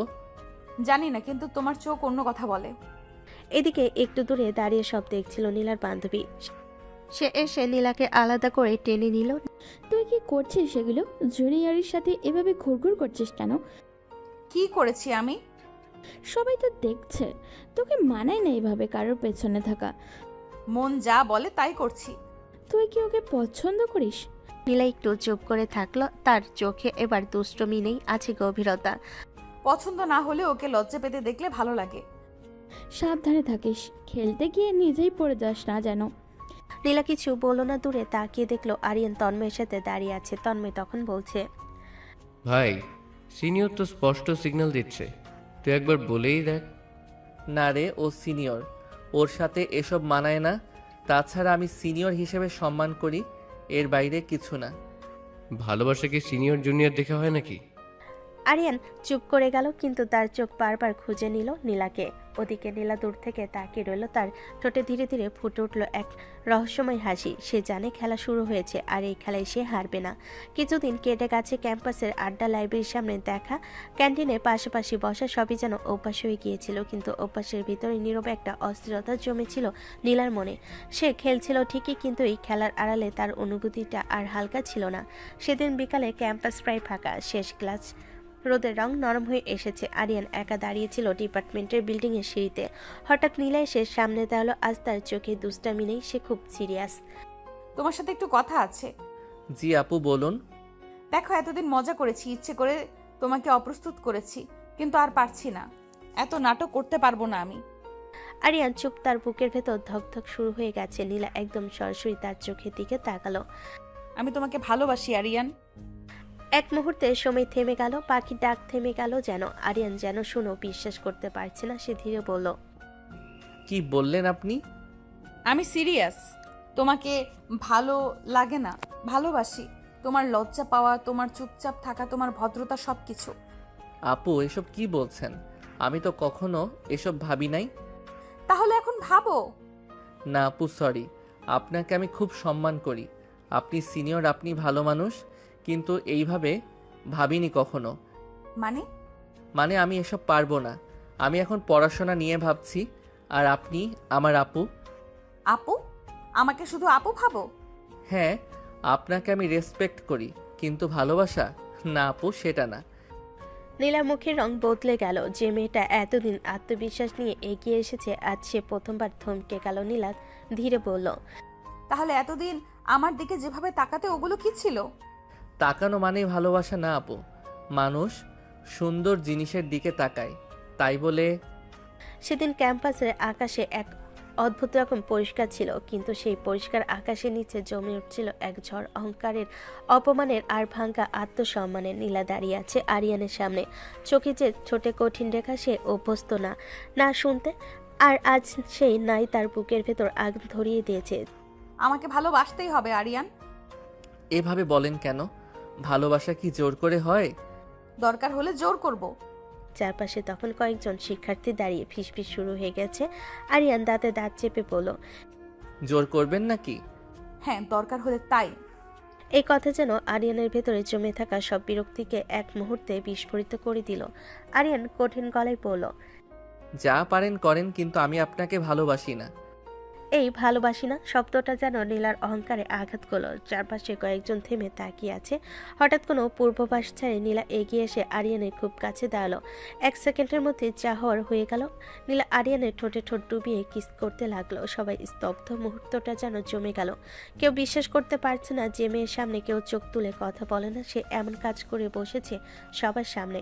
আরিয়ান এক মুহূর্ত স্তব্ধ হয়ে দাঁড়িয়ে থাকলো, তারপর ঠাস ক্যাম্পাসের বাতাস চিরে উঠল সেই শব্দ। আরিয়ান সবার সামনে নীলাকে থাপ্পড় মেরে দিল। চারপাশ নিস্তব্ধ, কেউ নড়ছে না, কেউ কথাও বলছে না। এ যেন অসম্ভব এক দৃশ্য, যার সামনে কেউ উচ্চস্বরে কথা বলে না। সেই নীলা আজ সবার সামনে অপমানিত। আরিয়ানের চোখে আগুন। ভালোবাসা মানে সম্মান, জোর করে কিছু পাওয়া যায় না। সে আর এক মুহূর্ত দাঁড়ালো না, ঘুরে চলে গেল। ভিড় ধীরে ধীরে সরে গেল। কেউ ফিসফিস করছে, কেউ অবিশ্বাসে তাকিয়ে আছে। নীলা দাঁড়িয়ে রইল স্থির, তার গাল লাল হয়ে উঠেছে থাপ্পড়ের চাপে, কিন্তু তার চোখে জল নেই। লজ্জা, অপমান, অহংকারের ভাঙ্গা শব্দ। ধীরে ধীরে সেই অপমান রূপ নিল হিংস্র এক নীরবতায়। নীলা মনে মনে বলল, আজ তুমি আমাকে সবার সামনে ছোট করলে আরিয়ান। এই অপমানের দাম তোমাকে দিতেই হবে। আমিও এর থেকে 1000 গুণ মানুষের সামনে তোমাকে অপমান করব। তার চোখে তখন আর ভালোবাসা নেই, আছে প্রতিজ্ঞা। সেদিন বপন হলো প্রতিশোধের বীজ। ভালোবাসা হারালো জায়গা, অহংকার নিল নিয়ন্ত্রণ। আর 4 বছর পর সেই বীজের ফলই আজ তারা ভোগ করছে। সেদিনে সেই ঘটনার পর কি হয়েছিল আরিয়ান আর জানে না, কারণ সে আর পেছনে তাকানি। পরের দিন সিদ্ধান্ত নিয়ে ফেলেছিল, এই ক্যাম্পাস, এই অপমান, এই জটিলতা সব ছেড়ে চলে যাবে। কয়েক সপ্তাহের ভেতরে সে অন্য ভার্সিটিতে ট্রান্সফার হয়ে যায়। কেউ জানলো না ঠিক কেন, কেউ জানলো না তার ভেতরে অস্বস্তি, রাগ, অনুশোচনা। সে শুধু জানতো সে কাউকে অপমান করতে চায়নি। সে শুধু নিজের সীমা রক্ষা করেছিল। 4 বছর কেটে গেছে, কিন্তু আজ এই ঘরে দাঁড়িয়ে ভাঙ্গা গাছের টুকরোর দিকে তাকিয়ে সব আবার চোখের সামনে ভেসে উঠল। আরিয়ান বেলকুনিতে দাঁড়িয়ে আকাশের দিকে তাকিয়ে ফিসফিস করে বলল, এই সামান্য কারণে আমার জীবন নষ্ট করলেন নীলা। আমার ভালোবাসাকে হারাতে হলো আপনার জেদের জন্য। তার বুকটা মোচড় দিয়ে উঠল। রিমার মুখটা ভেসে উঠল চোখের সামনে। যে মেয়েটা তাকে বিশ্বাস করেছিল, শেষ মুহূর্ত পর্যন্ত হাত ছেনি। ধীরে ধীরে সে রুমে ফিরে এলো। রুমের বাতি আধো অন্ধকার। নীলা বিছানায় কাঁদতে কাঁদতে কখন যে ঘুমিয়ে পড়েছে। শাড়িটা এলোমেলো, চুলগুলো মুখের উপর ছড়িয়ে আছে, মুখে শুকনো কান্নার দাগ। এ যেন সেই আগুনে জ্বলতে থাকা মেয়েটা না, এ যেন ক্লান্ত ভাঙ্গা একা একটা মানুষ। আরিয়ান কিছুক্ষণ দাঁড়িয়ে রইল। তার রাগ যেন একটু হঠাৎ থেমে গেল। ধীরে ধীরে এগিয়ে এসে সে শাড়িটা ঠিক করে দিল, চাদরটা টেনে ভালো করে গায়ে দিল, মাথার পাশে বালিশটা ঠিক করে দিল। নিজেও বুঝলো না কেন করলো, হয়তো মানবিকতা, হয়তো অভ্যাস। ঠিক তখনই ঘুমের ভেতর নীলা নড়ল। অবচেতনভাবে হাত বাড়িয়ে আরিয়ানের শার্ট চেপে ধরল, তারপর ঘুম যেন কণ্ঠে বলল, আমি তোমাকে সত্যিই ভালোবাসতাম সোনা, তুমি বুঝলে না আমাকে।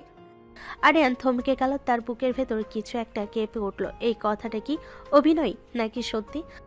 4 বছর আগে সেই জেদি অহংকারী সিনিয়র কি সত্যি ভালোবাসতো? আরিয়ান ধীরে ধীরে তার হাতটা ছাড়িয়ে নিল, চোখ বন্ধ করে গভীর শ্বাস নিল। ভালোবাসা যদি সত্যি থাকতো তাহলে কি আজ এই পরিস্থিতি হতো? রাত আরো গভীর হলো। একই বিছানায় দুজন মানুষ, কিন্তু তাদের মাঝখানে দাঁড়িয়ে আছে 4 বছরের অভিমান, অপমান আর ভুল বোঝাবুঝি। এই ভালোবাসা কি কখনো সত্যি ছিল, নাকি সবই ছিল জেদের খেলা? রাতের ভারী অন্ধকারে কেটে ভোরের আলো যখন ধীরে ধীরে জানালার ফাঁক গলে রুমের ভেতর ঢুকলো, তখন দুজন মানুষ একই বিছানায়, কিন্তু তাদের মাঝখানে অদৃশ্য এক দেওয়াল। পাখির ডাক ভেসে আসছে দূর থেকে, হালকা বাতাসে পদ্মা তুলছে, সবকিছু শান্ত স্থির।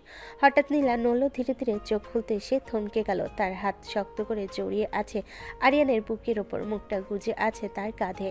কয়েক সেকেন্ড সে চুপ করে রইল। গত রাতের কথা মনে পড়তে তার চোখে এক অদ্ভুত ছায়া নেমে এলো। সে কি সত্যি ঘুমের ঘরে এসব বলেছে? সে কি দুর্বল হয়ে পড়েছিল? নীলা ধীরে ধীরে মাথা তুলে আরিয়ানের মুখের দিকে তাকালো। ঘুমন্ত মুখটা শান্ত, রাগ নেই, তীব্রতা নেই, শুধু ক্লান্তি। এক মুহূর্তের জন্য তার বুকটা নরম হয়ে এলো। ফিসফিস করে বলল, তুমি এতটা কঠিন কেন আরিয়ান? তারপর খুব আস্তে সতর্কভাবে সে আরিয়ানের কপালে একটা হালকা চুমু দিয়ে উঠে পড়ল, চাদর ঠিক করে দিল। তারপর বাথরুমের দিকে হাঁটতে লাগলো। দরজা বন্ধ হওয়ার শব্দে আরিয়ানের চোখ খুলে গেল। সে স্থির হয়ে শুয়ে রইল কিছুক্ষণ, কপালে হাত রেখে ভাবতে লাগলো, নীলা কি সত্যিই আমাকে ভালোবাসে? গত রাতের কথা কানে বাজছিল আরিয়ানের। আমি তোমাকে সত্যিই ভালোবাসতাম সোনা। তার বুকের ভেতর সন্দেহ আর প্রশ্নের ঢেউ উঠতে লাগলো। তাহলে মেহরিন যা বলেছিল সেটা? 4 বছর আগে একদিন ক্যাম্পাসের পেছনে করিডোরে মেহরিন তাকে থামিয়ে বলেছিল, নীলা তোমাকে নিয়ে সিরিয়াস না আরিয়ান, ও শুধু প্রেমের নাটক করতে চায়, তোমাকে ব্যবহার করবে ও, তারপর ফেলে দিবে। সেদিন সে বিশ্বাস করেছিল, হয়তো সেই কারণে নীলার প্রস্তাবকে আরো দৃঢ়ভাবে নাক বলেছিল। কিন্তু এখন সবকিছু কি তবে মিথ্যা ছিল? মেহরিন কি মিথ্যা বলেছিল? কিন্তু কেন বলবে? তার লাভ কি ছিল এতে? আরিয়ান চোখ বন্ধ করলো। যদি নীলা সত্যি ভালোবাসতো তাহলে সে এমন প্রতিশোধ নিত কেন? এভাবে জীবন নষ্ট করত কেন? নাকি এই প্রতিশোধের পেছনে অন্য কোনো গল্প আছে? বাথরুম থেকে পানির শব্দ ভেসে আসছে। এই ঘরের ভেতর এখন শুধু সন্দেহের ছায়া। ভালোবাসা ছিল নাকি ভুল বোঝাবুঝি? আর সবচেয়ে বড় প্রশ্ন, 4 বছর আগে আসলে কে সত্য বলেছিল? সকলটা নরম আলোয় ভেজা। নীলা ফ্রেশ হয়ে উঠেই রুম থেকে বেরোলো। আরিয়ানও ফ্রেশ হয়ে বাইরের দিকে এগোচ্ছিল। বাড়ির বাইরে গিয়ে হালকা বাতাসে দাঁড়িয়ে একটু শান্তি খুঁজছে। আরিয়ান তার বন্ধুর পাশে গিয়ে দাঁড়ালো। হালকা রাগ আর বিভ্রান্তি মিশে আছে চোখে। ফিসফিস করে বলল, ভাই, 4 বছর আগে নীলার সাথে আসলে কি কিছু হয়েছিল? ও এত রেগে কেন আছে? তুই জানিস না আরিয়ান, সবই তো তোর জন্য হয়েছে। না তো, বল তাড়াতাড়ি। সবাই নীলাকে নিয়ে হাসাহাসি করতো। সবাই বলতো প্রেম না হতেই কিস, প্রেম করলে তো বেডে চলে যেত। ছেলেরা খারাপ প্রস্তাব দিত আমাদের, বলতো ওর সাথে প্রেম করো, বেডে শান্তি পাবে। নীলাকে অনেক অপমান সহ্য করতে হয়েছে। এসব তো তুই একবারও আমাকে বলিস নাই কেন? হ্যাঁ, আরো বড় কথা বলি, ওর বান্ধবী মেহরিন, সে তো ওর বাবার নাকি দ্বিতীয় পক্ষের মেয়ে। কেউ জানতো না। ওর মুখোশ পরে নীলার ক্ষতি করতো সবসময়, যাতে নীলার কোনো ভালো না হয়। আরিয়ান ধীরে ধীরে সব বোঝা শুরু করলো। মেহরিনের কথা ছায়া তার সামনে চলছে। সবকিছু স্পষ্ট। নীলা যে 4 বছর ধরে এত অপমান সহ্য করেছে তা সে বুঝলো। আরিয়ান মনে মনে বলল, আমি তো সত্যি নীলাকে ভালোবাসতাম, কিন্তু মেহরিনের কথাতেই তো সরে এসেছিলাম। আমার জন্যই এত অপমান সহ্য করেছে নীলা। ভোরের হালকা রোদ আশ্রে পড়ছে বাইরে। আরিয়ান দাঁড়িয়ে ভাবছে, এই মেয়েটার চোখের আগুন, এই জেদ, এই অহংকার, সবই তো সত্যি ভালোবাসার প্রতিফলন। এখন সে বুঝতে পারছে যে মানুষটাকে সবসময় অবজ্ঞা করেছে তার অন্তরে কত গভীর ভালোবাসা ছিল। আরিয়ানের বুকের ভেতর এক অদ্ভুত তপ্ত অনুভূতি নিয়ে হাঁটছে। হঠাৎ এক অদৃশ্য প্রতিশোধের ছায়া মাথায় আসে। নীলা, আমি সত্যিই ভুল করেছি। আর কোনো দিন তোমার সাথে এমন আচরণ হবে না। নীলা এক কোণে বসে ভাবছে। সকালের হালকা আলো তার চোখে পড়ছে, কিন্তু মনে কোনো শান্তি নেই। হৃদয় ভেঙে ভেঙে প্রতিটি স্মৃতি তার সামনে ঘুরছে। আরিয়ান, তুমি কি সত্যিই আমাকে ভালোবাসো না? আমি তো জোর করে তোমাকে বিয়ে করেছি, কিন্তু এখন তো তুমি আমাকে ঘৃণা করছো। তার বুকের মধ্যে অদ্ভুত একদম বন্ধ করা ব্যথা বেড়ে যাচ্ছে। প্রতিটি মুহূর্ত যেন তাকে জানান দিচ্ছে যত সে চেষ্টা করুক আরিয়ানের কাছে সে কখনো শক্তিশালী হবে না। আমি জেদ করে বিয়ে করেছি, কিন্তু ওর সামনে আমি ধীরে ধীরে দুর্বল হয়ে যাচ্ছি। আমার এই দুর্বলতা আমাকে আরো বেশি কষ্ট দেবে।